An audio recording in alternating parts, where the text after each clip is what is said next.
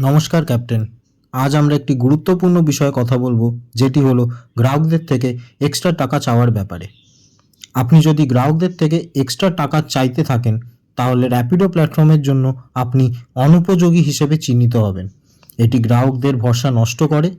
এটি র্যাপিডো প্ল্যাটফর্মের জন্য নিয়ম বিরোধী এবং প্ল্যাটফর্ম এতে সহমত পোষণ করে না। যদি আপনি গ্রাহকদের থেকে এক্সট্রা টাকা চাইতে থাকেন, তাহলে আপনার অ্যাকাউন্ট সাসপেন্ড হবে, অর্থাৎ র্যাপিডো প্ল্যাটফর্মে ভবিষ্যতে জুড়ে থাকার জন্য আপনি কোনো সুযোগ পাবেন না।